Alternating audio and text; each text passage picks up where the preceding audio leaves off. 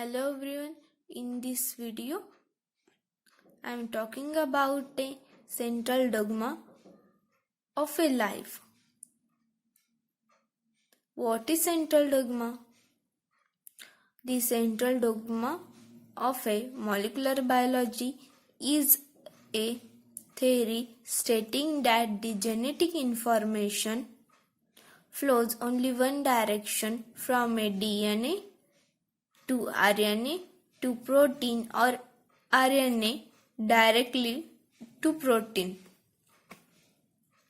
The central dogma illustrates the flow of a genetic information in all cells, the DNA replication and decoding for the RNA through the transcription process, and further RNA codes for the proteins by a translation.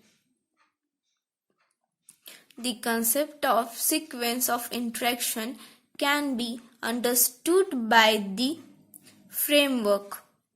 The most common includes biopolymers.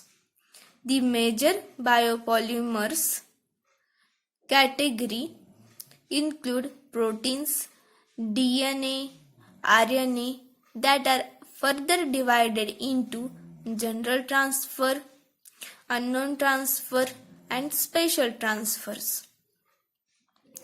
These special transfers occurs in an exceptional case in the laboratory. The general transfer occurs in almost all cells. It describes the regular flow of information through the transcriptions and translations. Unknown transfers are said never to occur. The new DNA strands are formed with one strand of a parent DNA and the other is newly synthesized. The process is called semi-conservative DNA replication. Let's move towards the central dogma steps. The central dogma takes place in two different steps. First is transcription, second is translation. What is transcription? Transcription is the process by which the information transferred from one strand of DNA to RNA by the enzyme RNA polymerase. The DNA strand which undergoes the process outside consists of the parts, namely promoter, structural gene and a terminator.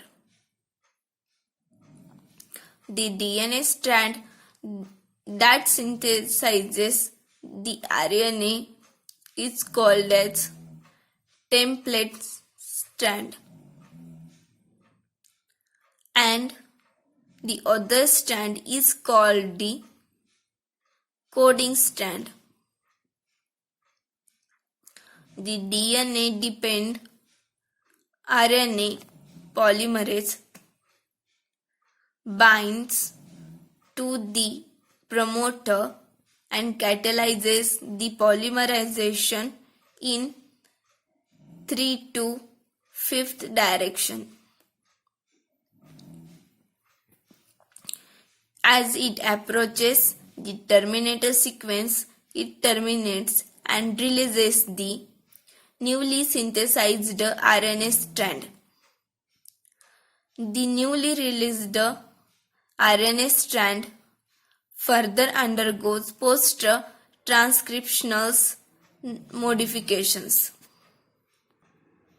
Second step is translation.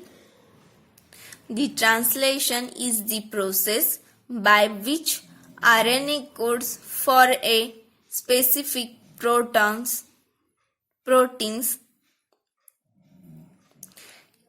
It is an active process which requires the energy.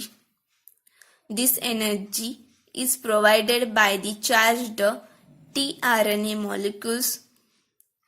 The ribosomes initiate the translation process. The ribosomes consist of a large subunit and smaller subunit. The larger subunit in turn consists of two tRNA molecules placed enough so that the peptide bond can be formed at the exposure of the enough energy. The mRNA enters the smaller subunit, which is then held by the tRNA molecules of the complementary carbon codon present in the larger subunit. Thus, two codons are held by two RNA molecules placed close to each other and peptide bond is formed between them. As this process repeats, long polypeptide chains of amino acids are synthesized. It's all about the central dogma of a life. Thank you.